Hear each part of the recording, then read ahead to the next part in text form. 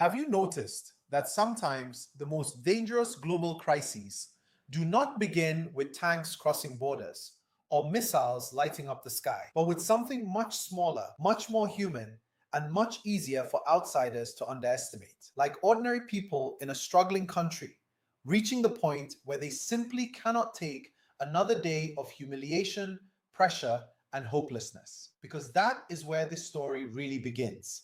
And if you miss that, you miss the entire board. It does not begin with Trump. It does not begin with a military strike. It does not even begin with America and Iran facing each other again in the old familiar way. It begins with pressure building inside Iran for a long time, quietly, painfully, and then finally breaking the surface in a way the regime could not ignore. Now, let me ask you two straight questions before we go further. When a country is already economically weak, politically brittle, socially frustrated, and emotionally exhausted, do you think pressure stays inside that country neatly, or do you think it eventually leaks outward into the entire region? And if a domestic crisis in Iran suddenly collides with a Trump-style doctrine of force, speed, and public pressure, do you really think the result stays local, or does it change the behavior of every actor watching the region? Stay with me until the end of this video for three reasons. Because first, I'm going to show you how an internal crisis becomes an international confrontation much faster than people expect. Second, I'm going to walk you through why Trump's posture toward Iran matters far beyond rhetoric.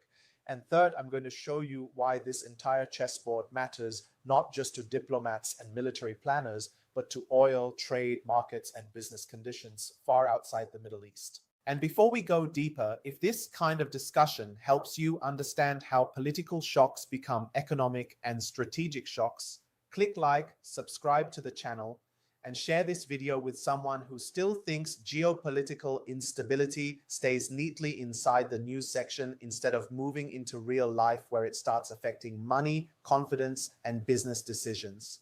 Now let's reset the frame properly. By late 2025, Iran was not simply facing economic difficulty, it was facing accumulated exhaustion. That matters because countries do not usually explode because of one event. They crack because too many pressures stack together for too long. Sanctions had already weakened the economy, inflation had already eaten away at ordinary life, currency weakness had already reduced purchasing power, corruption had already destroyed trust. And the ordinary person living inside that system no longer experiences politics as abstract ideology. They experience it in food prices, lost dignity, stagnant wages, blocked futures, and the daily humiliation of seeing no path upward. That is how domestic anger changes character. At first, people protest because they are struggling to live. Then, very quickly, they realize the struggle to live is tied to the structure of power itself. And once that shift happens, the protest is no longer only about prices or jobs.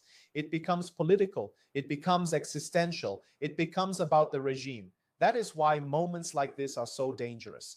Once economic pain becomes political energy, the state has two choices. It can absorb, reform, and negotiate, or it can harden, suppress, and escalate.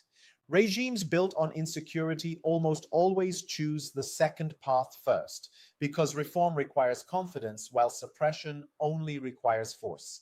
And that is exactly where things begin to change on the board. Because the harder the regime cracks down, the more the crisis stops being domestic in the eyes of the world. The moment violence rises, the moment the internet is restricted, the moment arrests multiply, the moment civilian anger is met with state force instead of political release, the situation stops being just internal. It becomes international material. Rivals see opportunity. Allies watch nervously. Markets begin to price risk. Regional actors begin asking what comes next if the regime weakens, hardens, fractures, or lashes out. And that is the part people often miss. Internal instability inside a country like Iran does not remain internal for long because Iran is not sitting in an empty room. It sits in one of the most strategically charged parts of the world, connected to oil routes, proxy networks, Israeli threat perception, Gulf security, US force posture, and global energy psychology. That means a domestic crisis is never just domestic. It is always a regional variable waiting to be activated. Now bring Trump into that environment and the temperature changes again. Because whether people like him or hate him is not the key issue here. The key issue is the style of signaling. Trump does not operate through quiet ambiguity very well. He rarely speaks in softened strategic language. He does not whisper reassurance into tense situations and hope the room calms down. He pushes hard, publicly, and in a way that turns ambiguity into theater that has strengths and it has dangers. The strength is that adversaries know the signal is meant to be felt. The danger is that every signal also becomes fuel. So when an uprising inside Iran meets external encouragement or threat from someone like Trump, the regime immediately gets a gift. It can reframe the unrest not as domestic rejection, but as foreign manipulation. That matters enormously because authoritarian systems survive partly through narrative. If they can tell their security apparatus, their core loyalists, and their frightened middle layers that the unrest is not our people versus us, but our nation versus outsiders, then repression becomes easier to justify internally. And at the same time, the protesters receive a dangerous kind of hope, not necessarily false hope, but unstable hope. The belief that outside power may intervene, that international pressure may shift the balance, that perhaps this time the system really can be broken from above if it cannot be broken from below. That changes street behavior, that changes regime paranoia. And once both sides start recalibrating around the possibility of outside force, the board gets much more volatile. This is why rhetoric matters, not because words themselves are missiles, but because words change risk appetite. The regime hears outside threat and becomes harsher. The protesters hear outside support and become bolder. Regional actors hear both and start repositioning. And once that repositioning begins, everything. Now, this is where the chessboard becomes real, because the Middle East never operates on one straight line. It operates as a layered board of direct actors, proxy actors, deterrence signals, historical grudges, energy dependencies, maritime choke points, and domestic politics all talking to each other at once. So if Iran is under internal pressure and external rhetorical pressure at the same time, the question is not simply whether it survives or falls. The question is how it chooses to redistribute pressure. Weak regimes often externalize. Cornered regimes often signal outward. And dangerous regimes, when they feel regime survival is at stake, often stop thinking in terms of normal cost and start thinking in terms of pain distribution. That is the real risk. Because once a regime begins to believe that its own survival is directly threatened, it may calculate that widening the crisis is better than containing it. Not because widening the crisis is safe, but because forcing the whole region to feel the pain may improve its bargaining position, change international incentives, or make external actors hesitate before pushing further. That is how domestic crisis becomes regional crisis, not by accident, by strategic spillover. And if this is already helping you see the situation more clearly, click like, subscribe to the channel, and share this with someone who still thinks internal unrest in Iran can be understood separately from the wider regional board, because that separation is exactly how people misread the speed at which things can escalate. Now think about what happens if the confrontation moves from rhetoric to military signaling. The moment force begins to gather or strikes begin to appear possible, every other player on the board has to recalculate. Israel recalculates because Iranian capability is always treated as a direct strategic issue. Gulf states recalculate because their wealth and stability sit within reach of regional retaliation. The United States recalculates not only around force projection, but around escalation ladders. Shipping and insurance markets recalculate because oil routes do not need to be fully closed to become expensive. China recalculates because energy dependence creates strategic concern. Europe recalculates because another energy shock is the last thing it wants. Suddenly, what began as a protest movement is no longer a domestic news story. It is a system-wide stress test. That is why the Strait of Hormuz matters so much in any Iran discussion.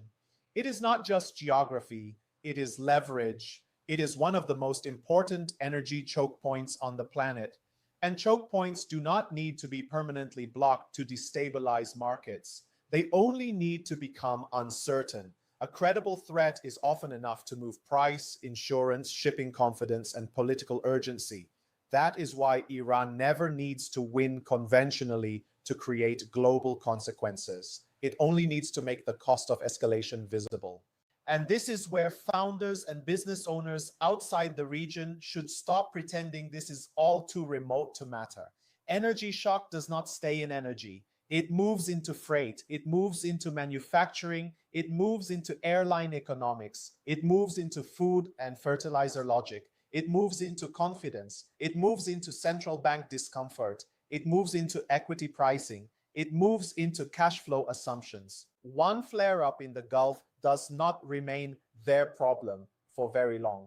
So let's go back to the chessboard. If Iran cracks down internally, gets pushed externally, and responds regionally, then the board changes in three major ways. First, alliances get stressed. Gulf states become more exposed, which means they rely more heavily on protection but also become more anxious about the credibility and reliability of that protection. The United States may appear decisive, but decisive action is not the same thing as long-term reassurance. If you are a smaller state watching bigger players gamble with your neighborhood, you start thinking carefully about how much trust, dependence, hedging, and quiet repositioning you need for the future. Second, the oil and shipping system becomes psychologically unstable. It does not require total war to make markets uneasy. It requires enough uncertainty that people who insure, move, finance, and consume energy begin to question smooth flow. That alone is enough to price in stress. And third, the internal future of Iran itself becomes harder to read because once force rises, there are several possible paths and all of them are messy.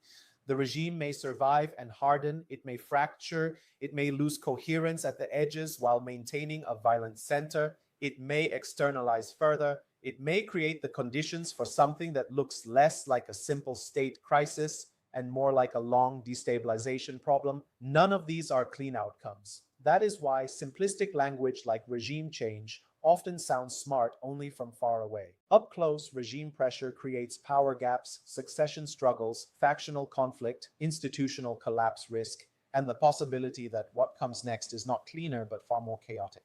And that is why Trump versus Iran is not really the whole story. The real story is what happens when pressure accumulates inside a brittle system while force signaling escalates outside it. Trump is part of the board, yes, but the board is bigger than Trump. It includes the regime, the protesters, the Gulf, Israel, energy markets, maritime security, and the wider logic of great power competition. Now, if you are watching this as a business owner, you need to ask a much more useful question than who is right.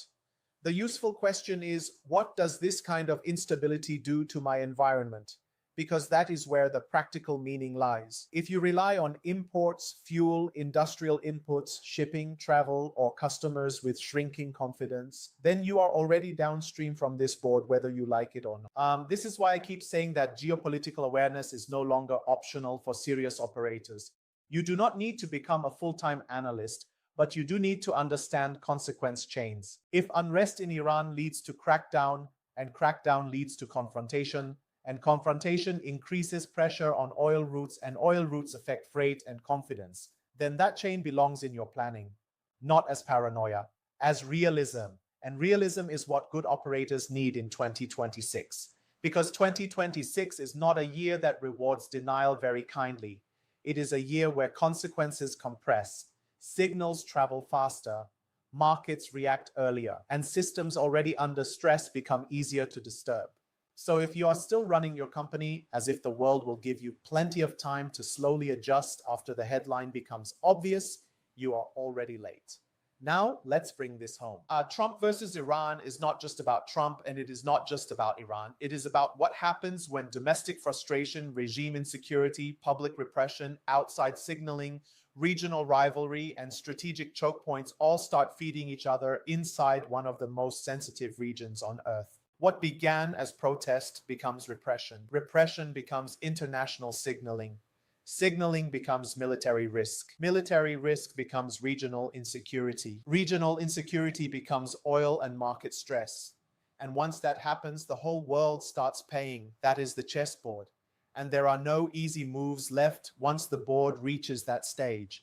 If the regime survives, the region stays tense. If the regime weakens, the vacuum becomes dangerous. If outside force rises, retaliation spreads. If everybody hesitates, the crisis drags. Every path carries cost.